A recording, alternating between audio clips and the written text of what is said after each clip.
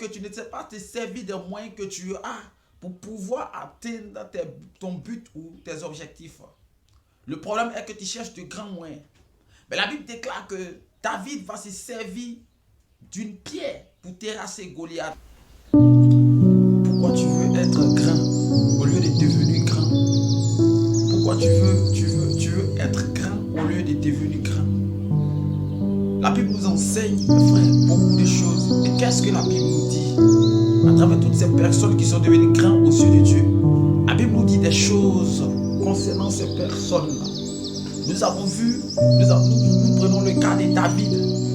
David était le plus petit de sa famille et David était inconsidéré. David était un berger, c'était lui qui s'occupait des brebis de son père. Même lorsque Samuel va être envoyé dans la maison d'Isaïe pour aller moindre le prochain roi, celui qui devait succéder à Saül, il va arriver. Mais la Bible déclare que lorsqu'il va voir Eliab, il va dire certainement, voici l'oué de l'Éternel. C'est-à-dire lui-même qui était un prophète va se tromper sur le choix de Dieu. Parce que Eliab avait les caractéristiques que les hommes pouvaient aimer, les hommes pouvaient voir. Mais aucun de ceux qui étaient présents n'avait été choisi. Il n'y avait que David qui était caché dans la forêt. David qui était quelque part. David qu'on va aller chercher et qu'on va moindre. Alors pourquoi tu t'appuies toi sur ce que tu es? Pourquoi tu veux forcément changer ce que tu es? Pourquoi tu penses que c'est ce que tu es qui crée le problème ou les problèmes autour de toi? Ce qui crée les problèmes autour de toi, c'est que tu ne crois pas à la personne que tu es. Tu veux être une personne que les autres aiment. Mais laisse-moi te dire que Dieu n'aime pas forcément ce que les hommes aiment. Mais Dieu se glorifie de ce qu'il aime. Voilà pourquoi il va choisir David, parce que personne ne le voyait. Alors si personne ne te voit, si personne ne te considère, c'est que c'est toi, c'est que Dieu t'a choisi. C'est que Dieu peut se glorifier par toi. C'est que le nom de Dieu ou la gloire de Dieu peut être vue à travers toi. Parce que personne ne croit en toi. Le problème est que tu ne sais pas te servir des moyens que tu as pour pouvoir atteindre ton but ou tes objectifs. Le problème est que tu cherches de grands moyens. Mais la Bible déclare que David va se servir d'une pierre pour terrasser Goliath. Lorsque Saül va lui donner ses armes, lorsque Saül va lui donner son armure, il ne va pas se sentir à l'aise, il va laisser l'armure de Saül, il va laisser l'épée de Saül. Mais dans le torrent, il va choisir 5 pierres.